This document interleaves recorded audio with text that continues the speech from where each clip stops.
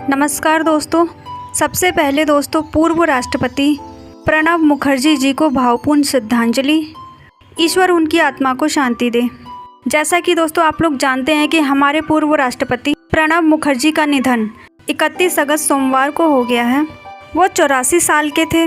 कांग्रेस के वरिष्ठ नेता रहे प्रणब मुखर्जी कई दिनों से दिल्ली के army hospital research and referral में भर्ती थे। वे ब्रेन में ब्लड के क्लॉट के ऑपरेशन के लिए हॉस्पिटल गए थे, जहां वे कोरोना पॉजिटिव भी पाए गए। सर्जरी के बाद पूर्व राष्ट्रपति मुखर्जी कोमा में चले गए थे और इसके चलते उनका निधन हो गया। उनके सम्मान में केंद्र ने 7 दिन के राष्ट्र शोक की घोषणा की है। तो दोस्तों अब बात करते हैं उनकी इच्छा की, या फिर उनका सपना कह लो, जो कि पूरा नहीं हो पाया, और वो सपना था उनके प्रधानमंत्री बनने का सपना। तो चलिए दोस्तों जानते हैं उनकी इस इच्छा के बारे में। तो बने रहिए मेरे साथ। मैं हूँ आयशा और आप देख रहे हैं रियल फैक्ट्स विद आयशा। 31 अक्टूबर 1984 कोलकाता से दिल्ली जाने वाले इंडियन एयरलाइंस के बोइंग 737 विमान पर राजीव गांधी, प्रणब मुखर्जी, शीला दीक्षित, उमा शंकर दीक्षित, बलराम जाखड़, लोकसभा के सेक्रेटरी जनरल सुभाष कश्यप और एबीए गनीखा चौधरी सवार थे। 2:30 बजे राजीव गांधी ने विमान के कॉकपिट से बाहर निकलकर घोषणा की कि इंदिरा गांधी ने दम तोड़ दिया है। आरंभिक सदमे के थोड़ी देर बाद इस बात पर चर्चा होने लगी कि इसके आगे क्या किया जाए। प्रणब मुखर्जी ने अपनी बात रखते हुए कहा कि नेहरू के ज़माने से ऐसी परिस्थिति में अंतरिम प्रधानमंत्री को शपथ दिलाए जाने की परंपरा रही है।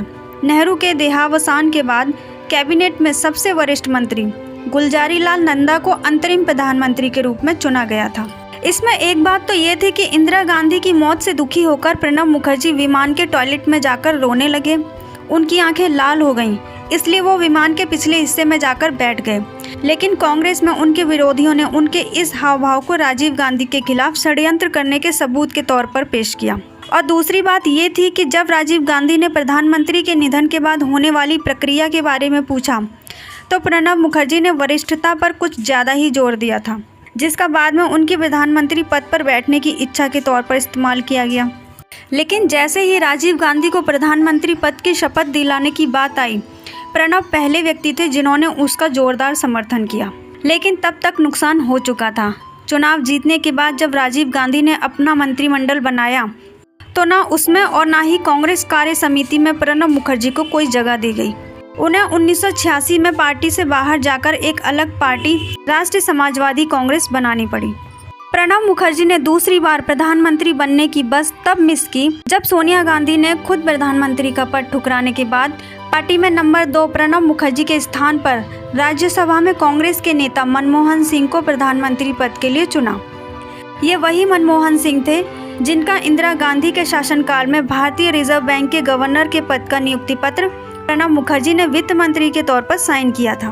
प्रणब मुखर्जी ने एक जमाने में उनके अंडर काम करने वाले मनमोहन सिंह को प्रधानमंत्री बनाए जाने का कभी सार्वजनिक तौर पर विरोध नहीं किया। उन्हें अपनी कुछ कमजोरियों का भी एहसास था। एक जगह उन्होंने कहा भी कि उन्होंने अपने राजनीतिक करियर का एक बहुत बड़ा हिस्सा राज्यसभा में बिताया था। हिंदी बोलने में उन्हें दिक्कत होती थी और अपने गृह राज्य में वो कांग्रेस को भी कभी जितवा नहीं पाए थे। बाद में उन्होंने अपने कुछ करीबियों के साथ मजाक किया, प्रधानमंत्री तो आते जाते रहेंगे, लेकिन मैं हमेशा पीएम ही रहूंगा, यानी प्रणब मुखर्जी। प्रणब मुखर्जी ने अपने लगभग 50 वर्षों के राजनीतिक जीवन में प्रधानमंत्री को छोड़कर हर महत्वपूर्ण पद पर काम किया। उनके बौद्धिक स्तर और योग्यता को देखते हुए इंदिरा गांधी ने लिखित आदेश जारी करवा दिया था कि उनकी अनुपस्थिति में मंत्रिमंडल की बैठक की अध्यक्षता प्रणब मुखर्जी ही करेंगे। उन्होंने अपना पहला लोकसभा चुनाव 2004 में जीता था। 1989 में उनका राजीव गांधी से पैचअप हो गया था, लेकिन 1995 में जाकर नरसिम्हा राव ने उन्हें विदेश मंत्री के तौर पर साउथ ब्लॉक का इंचार्ज बनाया। लेकिन एक मामूली कॉलेज में अर्थशास्त्र पढ़ाने वाले इस शख्स के लिए वित्तीय मामले हमेशा पहला प्यार रहा।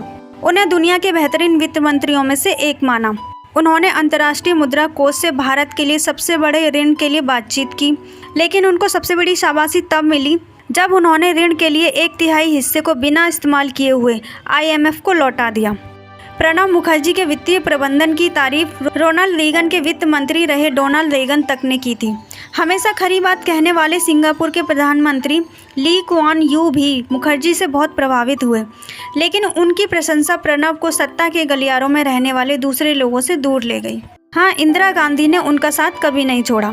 एक बार उनके 135 मिनट के बजट भाषण के बाद इंदिरा गांधी ने उनसे मजाक करते हुए कहा था, दुनिया के सबसे छोटे कद के वित्त मंत्री ने दुनिया का सबसे लंबा भाषण दिया।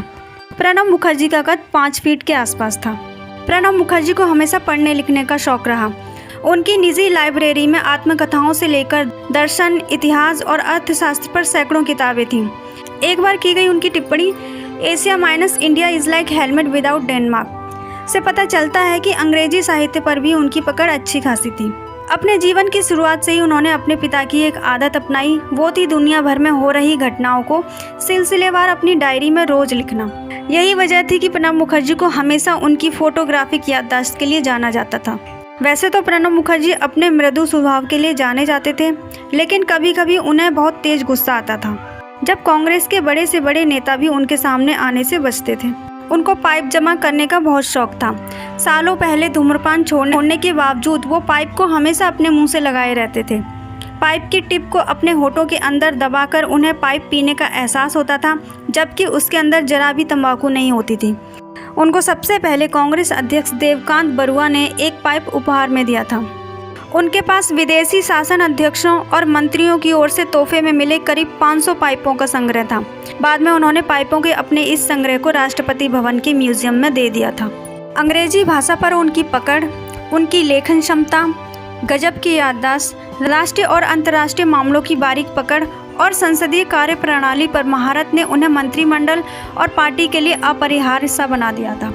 जब भी मंत्रिमंडल के सामने कोई जटिल या विवादपूर्ण मुद्दा आता, उसे सुलझाने के लिए प्रणब मुखर्जी को बुलाया जाता।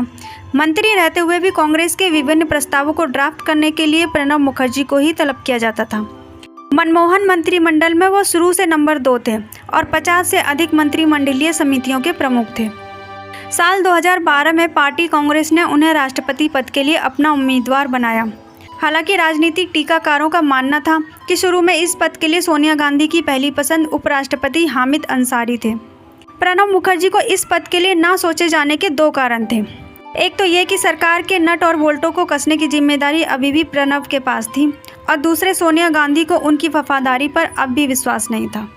इसके बाद ममता बनर्जी उनसे मिली और उन्होंने शाम को ऐलान कर दिया कि उनके राष्ट्रपति पद के उम्मीदवार क्रम से अब्दुल कलाम, मनमोहन सिंह और सोमनाथ चटर्जी हैं। इस ऐलान के बाद ही प्रणब मुखर्जी को राष्ट्रपति बनाने का मन बनाया गया। अगले दिन कांग्रेस कोर कमेटी की बैठक के बाद मनमोहन सिंह ने उन्हें बताया कि पार्टी ने उन्हें राष्ट्रपति के पद के लिए उम्मीदवार के तौर पर चुना है। उनके राष्ट्रपति के कार्यकाल में सरकार और विपक्ष दोनों कभी उनसे खुश दिखे तो कभी नाराज। उन्होंने भीड़ द्वारा जबरदस्ती मारे जाने और असहिष्णुता के खिलाफ अपने विचार भी खुलकर रखे। एक से अधिक मौक़ों पर उन्होंने नेहरू और इंदिरा काल की जमकर तारीफ की। वहीं उत्तराखंड और अरुणाचल प्रदेश में राष्ट्रपति शासन लगाने के विपक्ष के विरोध में उन्होंने बहुत अधिक तवज्जो नहीं दी। उन्होंने नोटबंदी का समर्थन किया और संसद की कार्यवाही अवरुद्ध करने की विपक्ष की रणनीति को बढ़ावा नहीं दिया। उन्होंने अजमल कसाब, अफजल गुरु और याकूब मेमन समेत 30 दया याचिकाओं को खारिज किया। उन्होंने राज्य सरकारों की 2 बिलों, गुजरात के आतंकवाद विरोधी बिल और दिल्ली सरकार के लाभ के पद बिल को मंजूरी नहीं दी। अपने पूरे कार्यकाल के दौरान वो किसी विवाद में नहीं पड़े और सत्ता पक्ष और विपक्ष दोनों का सम्मान पाने में सफल रहे। उन्होंने राष्ट्रपति भवन को जनता के लिए खोला और कई लोगों को वहां रहने के लिए आमंत्रित भी किया। वो कॉपी बुक राष्ट्रपति थे। वो ना तो रबर स्टैम्प राष्ट्रपति बने और ना ही कलाम की तरह जनता के राष्ट्रपति। प्रधानमंत्री नरेंद्र मोदी ने उनका हाथ थामे रहने और उनका मार्गदर्शन के लिए सार्वजनिक रूप ले उनकी तारीफ की और 2017 में उन्हें भारत रत्न से सम्मानित किया। जून 2018 में वो राष्ट्र स्वयंसेवक संघ के बुलावे पर उनके मुख्यालय नागपुर गए, जहां बीजेपी के हलकों में उनकी तारीफ हुई। वहीं कांग्रेस को उनका ये कदम नागवार गुजरा। उन्होंने आरएसएस के संस्थापक केशव हेडगेवार की तारीफ की, लेकिन साथ ही नागपुर में प्रणब मुखर्जी ने आरएसएस के मंच से कहा कि देश की राजनीति में नफरत और असहनशीलता के लिए कोई जगह नहीं है। तो ये थे दोस्तों प्रणब मुखर्जी के जीवन से जुड़े हुए पहलू, जिनसे पता चलता है कि वो बहुत ही काबिल मंत्री थे, जिन्हें अब भारत ने खो दिया है। लेकिन दोस्तों उनके कार्य और उनकी शख्सियत को हमेशा याद किया जाएगा। इसी के साथ दोस्तों मेरा वीडियो भी ख़त्म होता है। वीडियो को लाइक और शेयर करिए और चैनल को सब्सक्राइब। मिलते हैं नेक्स्ट वीडियो में। जय हिंद।